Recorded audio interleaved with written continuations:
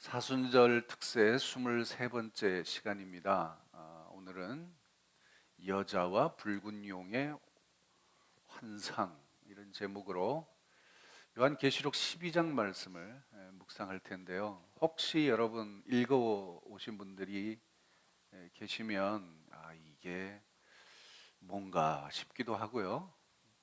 무슨 무슨 이야기가 이런 이야기가 있는가 잘 의미도 잘 모르겠고 복잡하긴 하고 뭐 어디까지 이걸 믿어야 될지 그런 생각도 들고 그러죠. 여하튼 여자와 붉은 용 하면 무슨 영화 제목 같기도 하고 무슨 신화 같기도 하고 뭐 그런데 여하튼 그런 이야기인데 여러분 이 이야기가 요한계시록에 기록되어 있는 것은 이 속에 복음의 메시지가 있기 때문입니다. 근데 그 복음의 메시지가 잘 보이질 않죠. 왜냐하면 막 이런 생소한 막 우리가 조금 우리에게는 좀 생소한 개념이고 생소한 이미지들이 막 그것도 한두 개가 아니라 막 장면이 막 얼마나 팍팍팍팍 바뀌는지 몰라요. 근데 저는 이걸 보면 요새 마블 영화 보는 것 같아요. 그래서 내가 마블 영화를 별로 좋아하지 않는 이유가 뭐가 스펙타클하고 뭐 또 컴퓨터 그래픽으로 만들어서 볼거리는 많고 막 장면이 휙 바뀌는데 도대체 메시지는 뭔지 잘 모르겠어. 뭘 담고 무슨 얘기를 하려고 그러는지.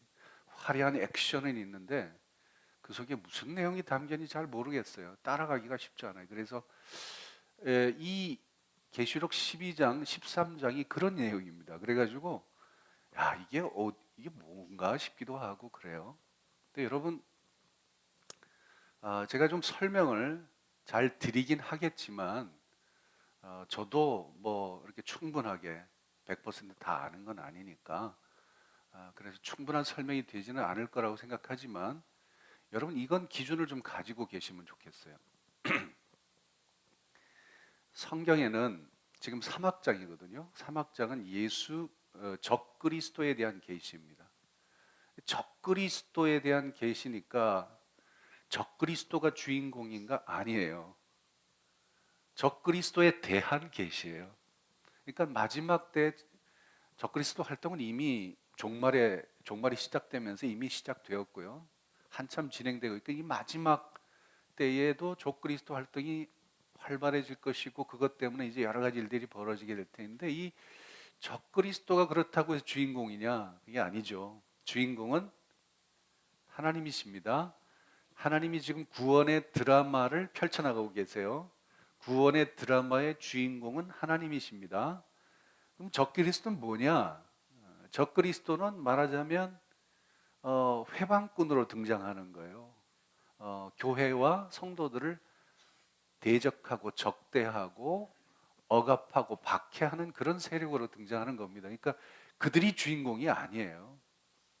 주인공은 하나님이시고 하나님이 이뤄나가는 구원의 드라마가 지금 펼쳐지고 있는데 그러면 왜 이 적그리스도가 등장해야 하는가 하면 적그리스도는 배경이기 때문에 그렇습니다. 그 배경 때문에 구원 드라마의 주인공을 놓치는 우를 범하면 안 됩니다. 근데 우리가 이 화려한 액션이라든가 무슨 모양새라든가 무슨 뿔이 7개고 아니에요. 머리가 막 7개고 뿔이 10개고 막 모양이 어떻게 생겼고 막 이런 화려함, 우리의 시선을 빼앗는 그런 것들에 이게 도취되게 되면 주인공이 뭔 누군지를 모르고 자꾸 거기에 휩쓸릴 수가 있단 말이에요. 그래서 이 배경이 필요한 이유는 뭔가 메시지를 분명하게 보여주기 위해서 필요한 거 아니겠어요? 여러분이 보고 있는 이 파워포인트도 사실은 이 배경이 까만색입니다. 까만색에 흰 글씨, 거기에다 칼라를 집어넣어서 이렇게 만드는 거죠. 왜 까만색을 해요? 글씨 잘 보이라고. 그런데 우리가 뭘 보냐 하면 이 까만색만 보고 앉아 있는 거예요, 그냥. 여기가 얼룩이 좀 졌네, 저기가 무슨 뭐가 있네. 그럼 까만색만 들고 보고 있으면 메시지가 안 보이죠. 이 적그리스도는 까만색입니다. 그 적그리스도 세상적인 이야기들 이런 것들이 성경에 있는 이유는 그 속에 담겨 있는 하나님의 메시지를 더 드러내게 하기 위해서 있는 거예요. 근데 그게 배경에만 사로잡혀 있으면 어리석은 거죠, 그게. 요한계시록도 똑같아요. 그래서 사실은 이게 컴퓨터 그래픽으로 아주 화려하게 배경이 되어 있기 때문에 그래서 거기에 우리가 시선을 빼앗기가 쉬운데 그게 중요한 게 아니라 그게 뭘 드러내려고 하는 거냐? 요거를 보려고 그래야 돼. 요게 복음의 메시지고 구원의 드라마라고 하는 것입니다. 자, 일단 제가 이 정도만 설명해 놓고 실제로 들어가서 제가 좀 더 자세히 여러분과 함께 나눠보도록 할게요. 요한계시록 12장은 굉장히 깁니다. 17절까지 있으니까. 그런데 이걸 크게 3막으로 나눌 수가 있어요. 세 부분으로 구분할 수가 있어요. 첫 번째 부분 1막은 여자와 용이 등장하는 이야기입니다. 이게 6절까지 돼 있고요. 2막은 용하고 미가엘하고 하늘의 전쟁이 벌어집니다. 거기서 용이 져가지고 쫓겨나는 그런 이야기입니다. 2막이 그렇고요. 3막은 그 용이 쫓겨나와가지고 여자한테 가서 여자를 박해를 해요. 그것도 여의치 않으니까 여자의 후손을 박해하려고 하는 그런 이야기가 3막으로 돼 있어요. 그러니까 지금 그 장면이요, 이게 막 하늘에서 막 벌어지고 땅에서 벌어지고 막 여기서 동해 번쩍 서해 번쩍 하니까 정신이 하나도 없어요. 그런데 이렇게 나눠놓고 보기 시작하면 이게 3막으로 되어 있는 드라마구나 이렇게 생각하면 훨씬 좀 이해하기가 쉬워질 거예요. 요거 하나씩 하나씩 살펴보면 그럼 이게 뭘 이야기하려는 거지? 하는 것들을 이제 조금 이해할 수 있게 되겠죠. 자, 그러면 첫 번째 1막부터 드디어 시작하겠습니다. 기대가 되시죠? 여러분, 텔레비전 드라마보다 이게 더 판타스틱하고요. 더 드라마틱한 드라마예요, 이게. 성경 보면 그게 재밌어요. 자, 1막. 여자와 용이 드디어 따당 등장하는 겁니다. 무대가 쫙 열리는데 첫 번째로 등장하는 인물이 있었으니 그분은 여자였더라. 이렇게 되는 거죠. 같이 읽어볼까요? 시작. 하늘에 큰 이적이 보이니 해를 옷 입은 한 여자가 있는데 그 발 아래에는 달이 있고 그 머리에는 12별의 관을 썼더라. 아이를 베어 해산하게 되며 아파서 애를 쓰며 부르짖더라. 자, 하늘에 큰 이적이 보입니다. 자, 여러분이 지금 밑에 있고 하늘을 보고 있는 거예요. 하늘을. 스카이, 밤 하늘을 보고 있는 거예요. 거기 하늘에는 밤에는 해가 있으면 안 되네, 그지? 하여튼 하늘인데 거기에 달도 있고 별도 있고 해도 있고 그렇게 쫙 펼쳐지는 아주 파노라마 같은 이런 장면이 있는 거죠. 거기에 이적이 보여요. 이적이 뭐냐 하면 헬라어로 세메이온입니다. 요한복음에서는 이걸 표적이라고 얘기했죠. 영어로는 a sign 또는 a miracle 또는 indication, 암시 뭐 이런 뜻으로 번역을 하고 있어요. 그러니까 뭔가 큰 하늘이라고 하는 스크린에 뭔가가 보이는 거죠. 이게 별자리를 보고 있다 이렇게 보아도 괜찮을 것 같아요. 별자리 뭐 이렇게 해가지고 스토리를 만들잖아요. 왜? 옛날 사람들은 그랬거든요. 할 일이 없으니까 밤에 이렇게 별을 보면서 별자리가 뭐 여기는 사자 별자리고 이건 뭐 무슨 별자리고 그래서 스토리를 막 만들어내잖아요. 그죠? 그런 장면으로 이걸 이해하면 좋을 것 같아요. 자, 그런데 등장하는 인물이 여자가 등장을 합니다. 이 여자는 해를 옷을 입었어요. 해로 옷을 입었어요. 이야, 해로 어떻게 옷을 입나? 그 영광이 아주 대단하다 그런 뜻이겠죠. 달을 발판으로 삼으세요. 달을 발판으로 삼고 서 있는 거예요. 그리고 머리에는 12별의 관을 썼어요. 그러니까 이분이 보통 분이 아니고 굉장히 영광스럽고 우아하고 하여튼 좋은 쪽으로만 얼마든지 이해할 수 있는 그런 분입니다.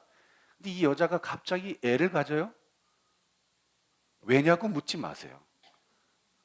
그 드라마 자꾸 왜냐고 묻지 마라. 그럼 골치 아파져. 그냥 애를 가졌대요. 그래가지고 애를 낳을 때가 됐는데 해산의 고통이 심해서 이제 막 부르짖는 거예요. 자, 이게 첫 번째 장면이에요. 이게 이제 이쪽에서 벌어지고 있어요.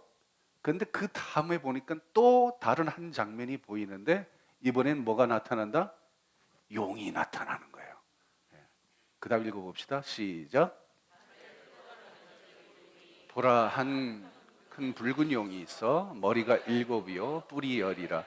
그 여러 머리에 일곱 왕관이 있는데 그 꼬리가 하늘의 별 3분의 1을 끌어다가 땅에 던지더라. 이것도 역시 하늘이라는 스크린에 나타나는 어떤 그런 그림입니다. 이게. 자, 용이 붉은 용이 나타나요. 용은 헬라어로 드라콘 그럽니다. 이 드라콘이라는 말에서 영어 드래곤이라는 말이 만들어졌어요.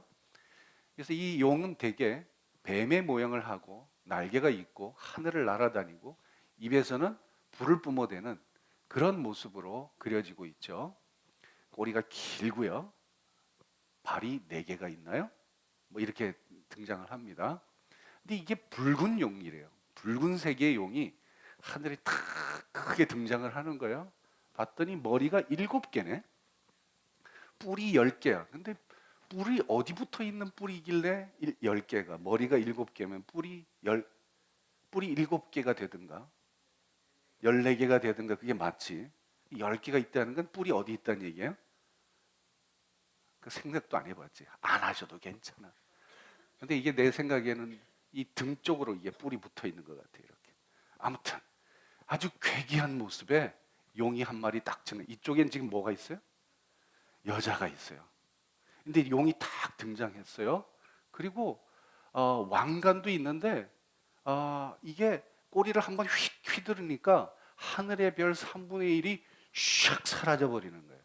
그러니까 하늘에 별이 반짝반짝하고 있었는데 꼬리를 한번 휘두르니까 3분의 1이 어두워지는 거예요. 이게 무슨 얘기냐 하면 이 용이 굉장히 능력이 크다. 대단하다.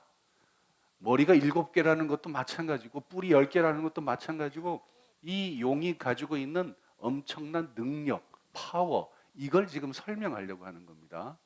그러면 누가 힘이 세요? 여자가 힘이 세요? 용이 힘이 세요? 여자는 지금 아주 취약한 상태에 있어요. 왜? 애를 낳고 있잖아요. 그죠? 근데 용이 등장을 한 거예요. 그럼 이 둘 사이에 어떤 일이 벌어질까? 그 다음 얘기가 또 궁금하지 않아요? 이렇게 성경을 보면 너무 재밌는 거야. 여러분 표정을 보니까 그런 것 같지는 않는데. 자, 그 다음 보세요. 같이 시작. 해산하려는 여자 앞에서 그가 해산하면 그 아이를 삼키고자. 용이 왜 그 앞에 등장했냐 하면 이 여자가 애를 낳게 되면 그 애를 잡아 먹어버리려고. 이게 또 이 옛날 영화 그거 있잖아요. 내가 잡아먹어버리려고. 이런. 여기에서 이 대목까지 읽었을 때 이 요한계시록을 읽는 당대의 독자들은 이 얘기구나 라는 걸 알게 돼요. 그 얘기가 뭐냐면 헬라의 신화에 나오는 이야기예요. 여러분 헬라 신화가 당대의 대중문화였습니다. 지금은 우리는 신화라고 그냥 하잘것없이 치고 다니지만 그 당대에는 그게 대중문화예요. 대중문화. 그걸 연극으로 만들어서 공연하기도 하고 그래서 재밌어하고 뭐 이러고 뭐 교훈도 얻고 이게 지금 오늘날의 드라마나 별로 다른 거 없어요. 신화가 그런 거예요. 이게 무슨 얘기를 하는 배경인지 그 이미지를 이 사람들은 알아채렸어요. 우린 모르잖아요. 그런데 왜? 헬라 신화에 익숙하지 않으니까. 우리 대중문화가 아니니까 모르는 거죠. 저도 요새 드라마 얘기하면 몰라요. 그래서 드라마를 좀 보긴 봐야 되는데 별로 난 재미가 없어서 보고 싶진 않아요. 그런데 하여튼 이런 거죠. 이게 어떤 이야기냐 하면 아폴로 신이라고 들어보셨어요? 아폴로 신의 어머니가 레토라고 하는 여신인데 이 여신이 아폴로를 낳는 장면에 대한 이야기입니다. 이 레토가 누구하고 관계를 맺었냐면 제우스 신하고 관계를 맺었어요. 제우스 신의 본래 마누라가 있었는데 어떻게 애를 갖게 된 거예요? 그러니까 그 본래 마누라가 이 파이던, 피톤이라고 하는 포악한 용에게 명령을 내려가지고 사주를 해가지고 이 임신한 레토를 끝까지 쫓아가서 그 레토와 그 낳은 아들을 다 죽여버려라, 이렇게 이제 명령을 내립니다. 그래서 이제 이 일들이 막 복잡하게 진행이 돼요.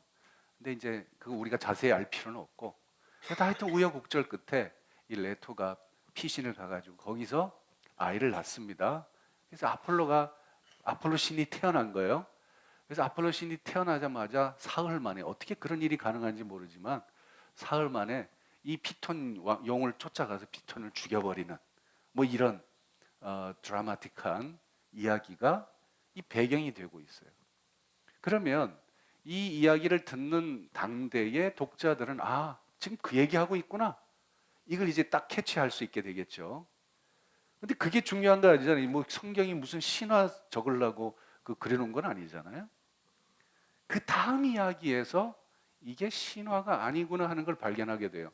그게 뭐냐? 같이 읽어볼까요? 시작. 이는 장차 철장으로 만국을 다스릴 남자라. 그 아이를 하나님 앞과 그 보좌 앞으로 올라가더라.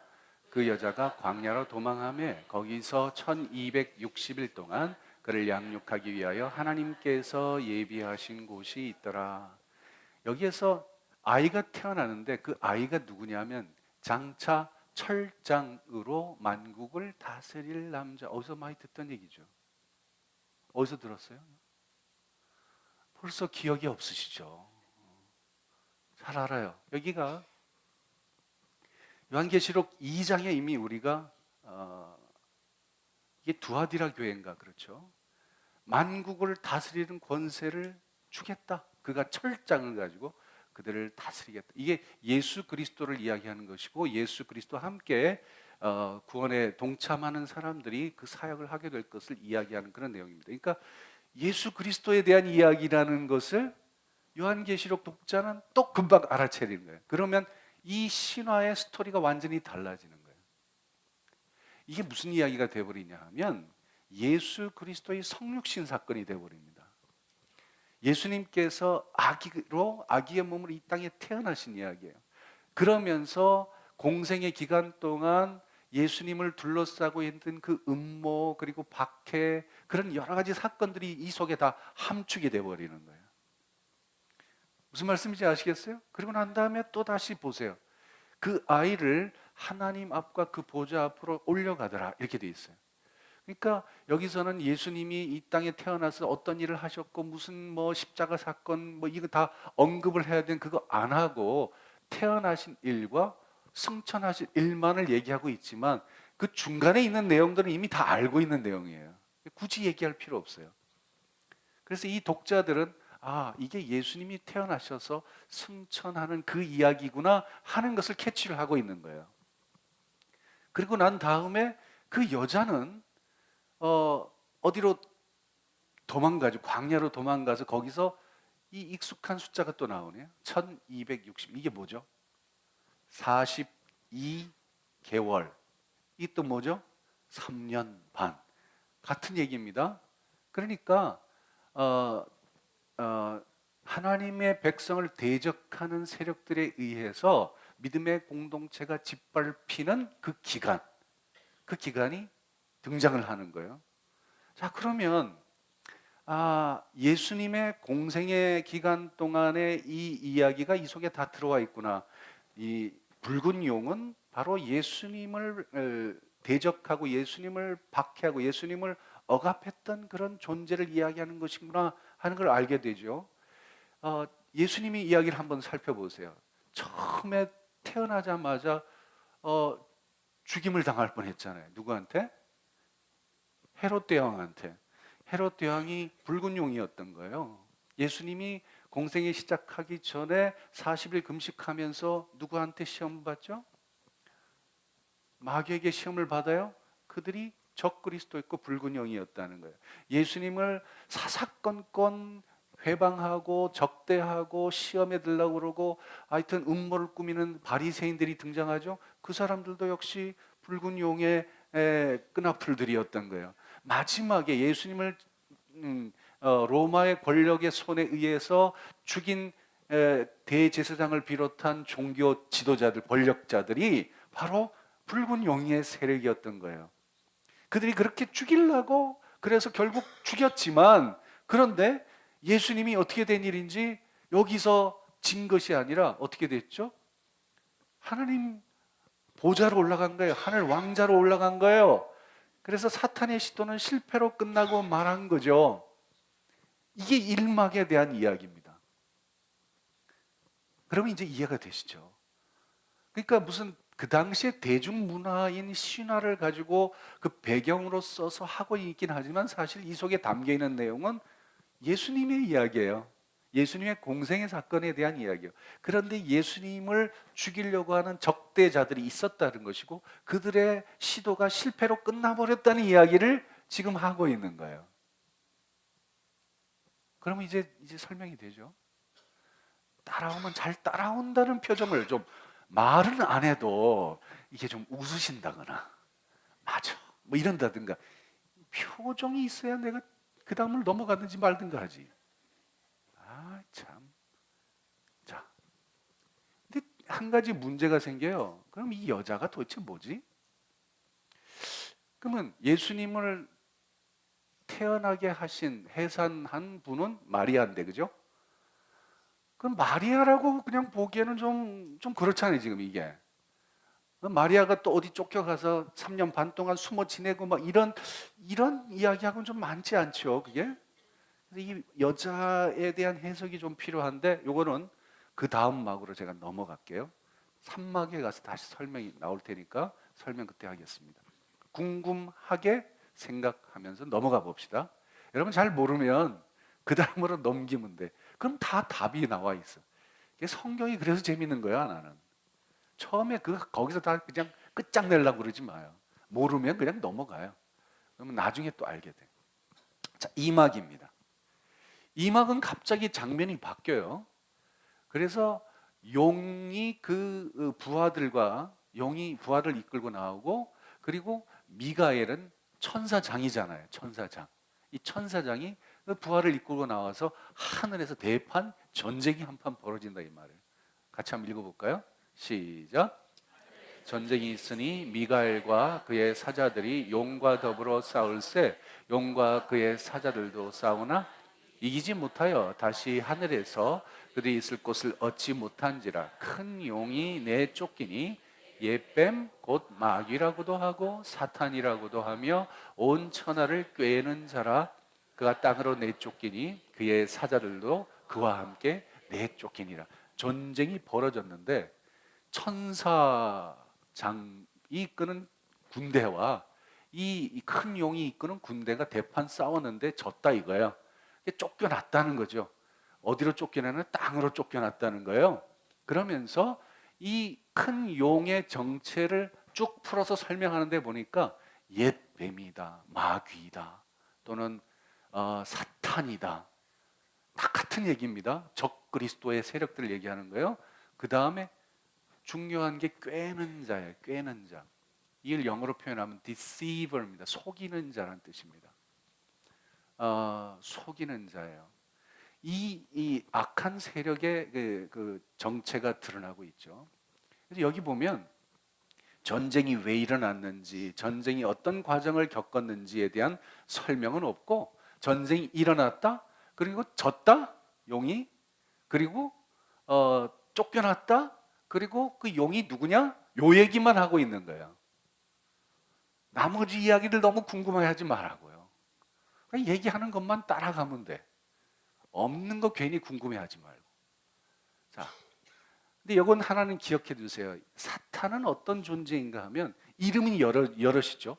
뭐 옛뱀이, 마귀가 어떻고, 디시버가 어떻고, 뭐 이름은 굉장히 많아요. 그러나 다 똑같아. 여러 이름을 가지고 실체는 하나예요. 이게 참소자라는 거예요. 사탄이 하는 일은 참소자입니다. 참소자는 우리말로는 참소자이지만 이건 accuser입니다. 계속 비난하고 헐뜯고 뒤에서 막 수근거리고 깎아내리고 요거 하는 일이 사탄이 하는 일이에요. 예나 지금이나 똑같아. 그래서 사탄아 물러가라 그럴 때는 요때 쓰는 거예요. 비방하고 뒤에서 수근거리, 요건 사탄이 하는 짓이에요. 사탄이 물러가야 돼요. 자, 여기서 이제 격가지로 나가면 안 됩니다. 자, 여기까지 됐죠? 그 다음 이야기를 읽어봅시다. 시작. 큰 음성이 있어 이르되 이제 우리 하나님의 구원과 능력과 나라와 또 그의 그리스도의 권세가 나타났으니 우리 형제들을 참소하던 자, 곧 우리 하나님 앞에서 밤낮 참소하던 자가 쫓겨났고. 자, 왜 궁금했어? 이 전쟁이 어떻게 진행됐고 전쟁에서 도대체 사탄이 졌다고 그러는데 진 게 도대체 뭐냐? 어떻게 진 거냐? 우린 궁금한데 그 궁금한 걸 이 소리가 이야기를 해주는 거예요. 하늘에서 큰 음성이 들리는데 그걸 지금 설명해 줘요. 자, 보세요. 우리 하나님의 구원과 능력과 나라와 또 그의 그리스도의 권세가 나타났다. 제가 줄쳐놓은 부분은 우리말로는 그냥 잘 표현이 안 되지만 사실은 헬라어 원어를 읽어보면 또 영어로도 읽어보면 여기에 반드시 정관사가 붙어 있어요. 더라는 정관사가 붙어 있어요. 그러니까 하나님의 그 구원과 그 능력과 그 나라와 그리스도의 그 권세가 나타났다, 그 얘기입니다. 그냥 읽는 것하고 달라요. 이게 무슨 뜻인가 하면 하나님께서 이미 태초에 가지고 계셨던 그 놀라운 계획 속에서 누누이 말씀해 오시고 이루어 오셨던 그 일들이 드디어 이루어졌다, 그런 말씀을 하고 있는 게 그 구원이에요. 그 권세, 그 능력, 그 나라가 지금 나타났다고 하는 겁니다. 근데 어떻게 나타났냐 하면 사탄, 이 참소하던 자가 쫓겨난 것으로 나타났다는 거예요. 여러분, 참소하는 자가 쫓겨났다는 게 무슨 뜻인지 아세요? 더 이상 참소할 수 없게 되었다는 뜻입니다. 그러니까 사탄이 하는 일은 계속 헐뜯고 중상모략하고 거짓말하고 속이고 그래서 하여튼 넘어뜨리려고 하는, 이게 참소자가 하는 일인데 그게 더 이상 할 수 없게 되었다는 거예요. 이게 도대체 무슨 뜻이냐?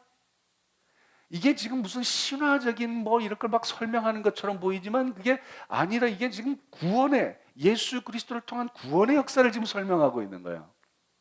제가 좀 설명을 드릴게요. 우리는 얼핏 이 배경만 놓고 보면 천사와 악마가 막 우주적인 신들의 전쟁을 벌이고 막 이런 것만 생각하는데, 이 드라마, 영화에서 보듯이 그게 아니에요. 그게 아니고 십자가에서 이루신 예수 그리스도의 구원의 역사를 지금 이렇게 펼쳐내고 있는 거예요. 근데 우리 눈에는 잘 안 보이죠. 제가 좀 설명을 드릴게요. 요한복음에 보면 예수님께서 십자가를 지시기 전에 아주 의미심장한 말씀을 하나 하셨어요. 이제 이 세상에 대한 심판이 이르렀대요. 그리고 이 세상의 임금이 쫓겨난대요. 그러면서 내가 이 땅에 들리면, 이 땅에 들린다는 얘기는 뭐야? 예수님이 십자가에 달리신다는 걸 이렇게 표현하는 겁니다. 예수님이 십자가에 달려 땅에 들리면 세상 모든 사람들을 내 앞으로 이끌어 오겠다. 그것이 이 세상에 대한 심판이고 이 세상의 임금에 대한 심판이다. 지금 이렇게 설명하는 거예요. 아니, 이런 역설이 어디 있어요? 예수님이 십자가에 달려 죽으면 죽는 거지, 죽는데 이긴다고 하니 이게 역설이죠. 죽는데 이 세상의 임금이 쫓겨난다, 이게 역설 아닙니까? 그런데 이게 예수님께서 십자가에 달려 죽으심으로 이 세상의 임금, 이 세상의 임금이 누군데? 이게 바로 사탄이에요. 사탄, 적그리스도, 악의 세력들, 이게 패배하고 만다는 거예요. 사탄이 패배하고 만다. 자, 이 설명이 필요하지 않겠어요? 이걸 가장 잘 설명해 놓은 사람이 누구냐 하면 사도 바울이에요. 사도 바울 이야기 한번 읽어봅시다. 로마서. 작년에 우리가 다 묵상한 내용입니다. 시작. 우리 옛사람이 예수와 함께 십자가에 못 박힌 것은 죄의 몸이 죽어 다시는 우리가 죄에게 종노릇하지 아니하려 함이니 이는 죽은 자가 죄에서 벗어나 의롭다 하심을 얻었음이. 무슨 얘기냐 하면 우리가 과거에 옛사람은 죄의 종노릇하던 사람들이 있대. 이 죄가 누구냐면 사탄이거든요. 사탄이 죄를 통해 가지고 계속 우리를 쏴대고 참소하고, 그래서 꼼짝없이 우리를 그의 종으로 만들어서 이거 시키면 할 수 없이 이거 하게 되고, 나쁜 짓 시키면 할 수 없이 나쁜 짓 하고, 이러면서 살던 게 우리 옛사람이라는 거예요. 그런데 예수님께서 십자가에 달려 돌아가셔서 우리 죄가 없어진 거예요. 우리 죄가 깨끗하게 씻겨진 거예요. 그러니 사탄이 우리를 종로로 시킬 수가 없어. 참소할 여지가 없어졌잖아요. 무슨 말씀인지 아시겠어요? 그래가지고 우리는 더 이상 죄의 종로로 타지 않게 된 거예요. 그 뒤에 8장에 가보면 이런 얘기가 있어요. 누가 능히 하나님께서 택하신 자들을 고발하리요? 고발하는 사람이 누군데? 사탄의 참소자. 의롭다 하시는 하나님 신이 누가 정죄하려? 정죄하는 게 누군데? 사탄이 하는 일이에요. 그러니까 사탄이 계속 그걸, 죄를 이유 삼아서 네가 너 옛날에 잘못한 거 내가 다 알고 있어, 그러면서 계속 그걸 협박하고 그것 가지고 휘두르고 꼼짝없이 그걸 할 수 없어서 또 그냥 그 종로로 타고 다니고 악한 짓 하고 다니고, 이게 옛날이었는데 예수님께 십자가 달려 돌아가셔서 내 피가 예수님의 그 어린 양의 보혈로 말미암아 내 죄가 싹 씻어진 거예요. 죄가 완전히 깨끗해진 거예요. 그러니 사탄이 뭐라고 할 수가 없잖아요, 나한테. 그러니까 내가 종로로 타지 않게 된 거예요. 그게 사탄이 패배한 거예요. 주님이 우리의 죄를 위해 죽으심으로 사탄은 인간에 대한 권리를 주장할 수 없게 되었어요. 이걸 지금 신화적인 어떤 드라마틱한 그런 모습으로 지금 설명하고 있는 장면인 거죠. 사탄은 예수님의 대속사역으로 영적 전쟁에서 보기 좋게 치명적인 패배를 당한 겁니다. 치명적인 패배를 당했어요. 그러니까 미가엘 천사장이 어떻게 전략을 짜고 어떻게 싸움을 벌여가지고 이놈들을 어떻게 죽였는가, 이 얘기가 아니라, 미가엘 천사장이 등장하긴 하지만 그 배경에는 예수 그리스도의 대속사역이 지금 이 속에 깔려 있는 거예요. 그래가지고 더 이상 인간은 죄의 종로를 타지 않게 된, 참 자유를 얻게 된. 그래서 이제는요, 뭐 물론 사탄이 아직 남아 있으니까 유혹도 하고 쏘기도 하고 그러겠지만 그것이 나한테 더 이상 효력이 없는 거야. 그리고 이제는요, 사탄에게 종로로 타던 사람들이 다 구원받아서 사탄의 수중에서 다 벗어나 버린 거예요. 사탄이 이건 내 편, 이건 내 거, 그러면서 마음대로 굴리고 있었는데 이게 다 빠져나가 버렸네. 그래서 사탄이 패배한 거예요. 그 다음 얘기 한번 보세요. 굉장히 중요한 얘기가 나오는데, 시작. 또 우리 형제들이 어린 양의 피와 자기들이 증언하는 말씀으로써 그를 이겼으니 그들은 죽기까지 자기들의 생명을 아끼지 아니하였도다. 우리 형제들이, 믿음의 형제들이 그를 이겼대. 그가 누구냐? 사탄을 이긴 거예요. 그러니까 미가엘 천사장이 사탄을 이긴 것이 아니라, 그 물론 이겼지만 예수님이 이기신 거고, 결국 우리 믿음의 형제들도 다 그놈을 이겨버린 거야. 어린 양의 피로 인침을 받아서 나는 더 이상 죄와 상관없는 존재가 되어서 사탄이 나한테 뭐라 그럴 수 없게 된 거니까. 그리고 자기들이 증언하는 말씀으로써 사탄 마귀를 이기는 거예요. 어떻게 이기는지 아세요? 죽기까지 순교하는 자리까지 믿음을 지키다가 이기는 거예요. 살아남는 게 이기는 게 아니라 믿음으로 지키다가 죽는 것이 이기는 거라 이 말이에요. 예수님처럼. 야, 아무도 감탄을 안 해. 이 엄청난 말씀 앞에 감탄하는 사람이 없고 그저 웃기만 하고 있으니. 12절 말씀. 그런데 여기에 조금 그 다음 막으로 넘어가기 위한 어떤 뭐랄까요? 조금 배경이 되고 있는 말씀입니다. 같이 읽어볼까요? 시작. 그러므로 하늘과 그 가운데 거하는 자들은 즐거워하라. 그러나 땅과 바다는 화 있을진저 자기의 때가 얼마 남지 않은 줄 알므로 크게 분내어 너희에게 내려갔음이라 하더라. 여기에서 우린 주기도문이 이루어지고 있다는 것을 알게 됩니다. 뜻이 하늘에서 이루어진 것 같이 이 장면입니다. 그러니까 하늘에선 더 이상 사탄이 발붙일 데가 없는 거예요. 예? 예수 그리스도의 대속 사건으로 인해서 더 이상 발붙일 데가 없게 됐어요. 그래서 뜻이 하늘에서 이루어진 거예요. 거기는 사탄이 있을 수가 없어요. 쫓겨났어요. 땅으로 내려왔어요. 그런데 그 다음 기도가 뭔가요? 뜻이 하늘에서 이루어진 것 같이 땅에서도 이루어지이다. 하나님의 통치가 이미 하늘에는 다 완벽하게 이루어지고 하나님 나라가 완성이 됐는데 이 땅에는 안 된 거예요. 그래서 이 땅에도 그 뜻이 이루어져 가는 과정, 이게 지금 교회의 과정이고 우리가 지향하고 있는 하나님 나라의 목표라고 하는 거예요. 자, 그런데 왜 이 사탄 마귀가 이 땅에 내려왔을까? 왜냐하면 하늘에는 발붙일 데가 없기 때문에 그래요. 그 뒤집으면 얘기 뭐하냐 하면 이 땅에는 발붙일 데가 있는 거죠. 누가 있는데? 이 땅에는 물론 예수님 믿는 사람들이 있어요. 생명을 바치면서 헌신하는 사람들이 있어요. 그러나 그렇지 않은 사람이 훨씬 더 많죠. 거기에 발붙이려고 그러는 거, 내려온 거예요. 여기까지가 2막입니다. 3막이 또 궁금해지죠? 3막은 용과 여자의 후손의 이야기인데 같이 한번 읽어보죠. 시작.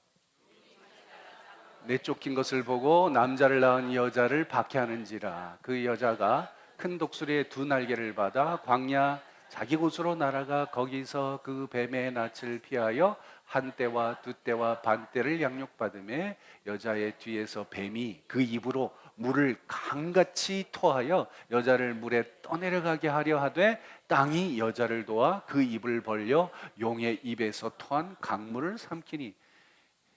이 이미지가 굉장한 이미지라 우리가 감히 소화시킬 수 없는데 그런 내용이죠. 갑자기 용이 이제 땅으로 내려온 거예요. 쫓겨나서. 그럼 뭐 하겠어요, 이 용이? 이제 하나님 백성을 갖다가 박해를 해야 되겠죠. 그게 누구예요? 여자예요. 여자를 박해하려고 해요. 그래서 여자가 피해가 있어요. 보니까 한 때, 두 때, 반 때가 나오는데 이 때라는 말이 헬라어는 카이로스입니다. 타임이란 뜻도 있지만 시즌이란 뜻도 있어요. 그래서 한 때, 두 때, 반 때. 이게 이제 이 앞에 이야기하고 연결시키려면 아까 1260일 나왔죠. 똑같은 상황입니다. 그래서 이것도 3년 반을 이야기하는 것이구나 하는 것을 우리가 캐치할 수가 있어요. 아무튼 그래서 그 박해 기간 동안 여자가 숨어 있는 곳까지 찾아가서 강물을 막 토해가지고 막 죽여버리려고 그러는데 강물이 땅이 입을 벌려가지고 강물을 다 흡수해버려. 여자한테는 해를 끼치지 못하는 거예요. 이런 얘기입니다. 그럼 여자는 누구죠? 여자는 하나님의 백성, 믿음의 공동체를 가리키는 말이에요. 구약에는 이스라엘이었지만 신약에는 교회입니다. 그걸 전부 다 아우르는 개념이에요. 그래서 그냥 믿음의 공동체 또는 하나님의 백성 이렇게 표현할 수가 있어요. 하나님의 백성을 통해서 예수 그리스도가 이 땅에 오신 겁니다. 예? 구약의 유대인들 이스라엘 백성들이 없으면 예수님이 어떻게 이 땅에 태어나셨겠어요? 이제 그 얘기입니다. 그러나 또 그걸로 끝나는 것이 아니라 계속해서 하나님의 백성은 또 다른 형태로 교회라고 하는 믿음의 공동체로 계속 지금도 살아남고 있잖아요. 그걸 통해서 이 교회가 지금 박해받고 있는 현실을 지금 이야기하고 있는 것이죠. 그 다음에 이제 보니까 굉장히 중요한 변화가 하나 있더라고요. 이 뭐를 여러분 눈에는 처음엔 잘 안 보였을 거예요. 근데 잘 보면 처음에 용이 계속 등장해 왔어요. 그러다가 갑자기 뱀이 나오네. 그 뱀의 낯을 피하고 뱀이 그 입으로 강물을 토하고 또 용으로 돌아가요. 보이십니까? 그 전엔 계속 용으로 나오다가 뱀이 갑자기 등장해요. 아니 용이면 계속 용이지 왜 뱀이 나올까? 여기에는 사도 요한이 담고 있는 어떤 의도가 이 속에 있는 거예요. 무시무시한 용이지만 사실은 뱀이다. 요 얘기하는 거예요. 그 뱀이 뭐죠? 옛날 옛뱀이니까 옛날 어디로 거슬러 올라가? 창세기에 에덴 동산을 거슬러 올라가서 거기에서 아담과 하와를 꼬였던 deceiver, 꼬였던 자, 이게 바로 옛 뱀이죠. 여긴 사탄입니다. 다 같은 얘기긴 하지만 그놈이다 라는 것을 이 용이 그놈이다 라는 것을 은연중에 딱 이야기를 하는 거예요. 요렇게 이야기하는 이유가 있어요. 뒤에 보면 17절입니다. 오늘 마지막 말씀인데 같이 읽어볼까요? 시작.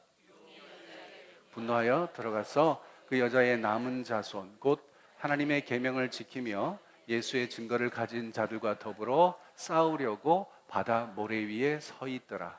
이제 내일에 우리가 살펴볼 것이 요한계시록 13장인데 거기에 보면 바닷가에 지금 용이 서 있죠. 바다 모래 위에 서 있는데 바다에서부터 짐승이 하나가 나와요. 그리고 땅에서부터 또 짐승이 하나가 나와요. 그래서 새 짐승이 하나가 되는 요 장면이 이제 내일 펼쳐질 겁니다. 내일은 더 재밌을 것 같아요. 그죠? 근데 그거 넘어가기 전에 지금 요 얘기를 하는 거죠. 용이 여자를 어떻게 해보려고 그러는데 성공을 못했어요.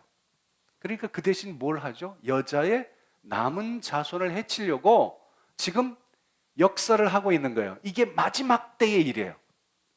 여자의 남은 후손이 누구예요? 교회와 믿음의 공동체입니다. 교회와 성도들이에요. 교회와 성도들을 어떻게든 해코지하려고 사탄이 역사하는데 자기 혼자 힘으로 잘 안 되니까 하수인들을 다 불러 모으는 거죠. 바다에서부터 불러 모으고 땅에서부터 불러 모아서 요 세 놈이 합작을 해가지고 이제 그리스도인들을 박해를 하려고 하는 이 장면입니다. 그런데 여자의 남은 자손, 여자의 후손, 요 말이 앞에 용을 뱀이라고 바꾸어 놓은 이유가 이 속에 있다는 거예요. 무슨 말씀인지 아시겠어요? 이 창세기로 가야 된다니까. 그렇게 알려면 창세기 3장에 보면 하나님이 뱀에 대해서 저주를 하시면서 뭐라고 말씀하시냐면 내가 너로 여자와 원수가 되게 하겠대. 그래서 네 후손도 여자의 후손과 원수가 된대. 그러면서 여자의 후손은 어떻게 한다? 내 머리를 상하게 할 것이지만 너는 그의 발꿈치를 상하게 할 것이다. 발꿈치를 상하는 게 치명적이에요? 머리를 상하는 게 치명적이에요? 그죠? 사탄은 더 이상 우리를 상하게 할 수가 없어요. 치명적으로. 우리를 유혹할 수는 있고 우리를 시험에 빠뜨리게 할 수 있어도 우리를 죽이게 할 수는 없어요. 왜? 우리는 어린 양의 피로 인침을 받은 자들이니까. 에? 더 이상 어쩔 수가 없어요. 우리 발꿈치를 상하게 할 뿐이에요. 그러나 우리는 예수 그리스도의 능력으로 사탄의 머리를 밟아버릴 수 있다는 거예요. 이게 여기에 지금 기록돼 있고 이 얘기를 요한계시록이 기록하고 있는 이유는 바로 그 일이 벌어질 거라는 게, 너희들이 지금 당하고 있는 일들이 엄청나게 어려운 일 같고 환난 속에 있고 정말 순교를 당하고 그런 속에 있지만 너희들 지는 게 아니야. 그런 이야기를 지금 하고 싶어 하는 거예요. 그건 이제 내일 가서 또 계속 이어가 봅시다. 그런데 그래서 오늘 말씀 속에서 우리가 분명하게 깨달아야 될 건 뭐냐 하면, 여러분, 적그리스도가 마지막 때에 어떤 모습으로 등장할지 앞으로 이제 나올 겁니다. 뭐 666이 어떻고 뭐 그러면서 머리가 7개인 짐승이 뿔이 10개가 뭔지 뭐 이런 뭐 얘기들이 많이 들어보셨을 거예요. 근데 그 적그리스도가 누군지 무엇인지 도대체 어떻게 등장하는지 이걸 두려워할 게 아니에요. 여러분들이 두려워할 거는 그거 아니에요. 이미 여러분들이 예수 그리스도의 어린 양의 보혈로 인침을 받은 자라면 여러분 기껏해야 그놈들이 할 수 있는 게 발꿈치 한번 살짝 물어주는 것 정도밖에 안 되는 거예요. 그러니까 우리가 그것 두려워할 건 하나도 없는데 정말 두려워할 것이 있어요. 우리의 정체성을 잃어버리는 거예요. 우리가 하나님의 백성이라는 것, 우리가 예수 그리스도의 인침을 받은 자라는 것을 잊어버리면, 그걸 잃어버리면 그건 진짜 큰일 나는 겁니다. 아시겠어요? 이거 잃어버리지 않는 거예요. 이게 영적인 싸움이에요. 영적인 싸움은 다른 거 아니에요. 무슨 귀신하고 막 피튀기게 싸우, 이게 영적인 싸움이 아니에요. 영적인 싸움은 우리의 정체성을 지키는 싸움이라고요. 예수님을 믿는 그리스도인으로서의 정체성 잃어버리지 않는 게 이 영적인 싸움이에요. 그런데 세상은 그렇게 안 하죠. 자, 앞으로 나올 겁니다. 마귀가, 사탄이 호락호락하지 않아요. 금방 우리를 포기하지 않아요. 끝까지 어떻게든 발악을 하여 어떻게든 시험하고 어떻게든 넘어뜨리려고 해요. 우린 죽이질 못해도 어떻게든 시험에서 넘어뜨리려고 하거든요. 실제로 거기 넘어가는 사람들도 있어요. 왜 넘어가요? 정체성을 잃어버리는 순간 넘어가는 겁니다. 우리가 그리스도 안에 있지 않고 세상 안에 있게 되면 그때 넘어가는 거예요. 자, 그래서 오늘 사순절을 제가 이렇게 정리를 해봅니다. 하나님의 백성으로서의 정체성을 확인하는 절기다. 여러분, 이 사순절 기간을 통해서 여러분이 누구인지를 확인할 수 있게 되기를 바라요. 여러분이 하나님의 백성이라는 걸 잊지 마세요.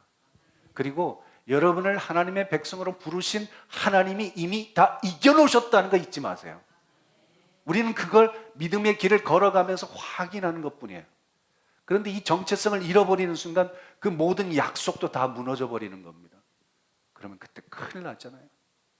그래서 우리가 하나님의 백성으로서의 정체성을 확인하는 이 절기를 잘 지내야 되는 거예요. 그리고 이 정체성을 가지고 1년을 살아보는 거죠. 아니, 내 평생을 살아보는 거죠.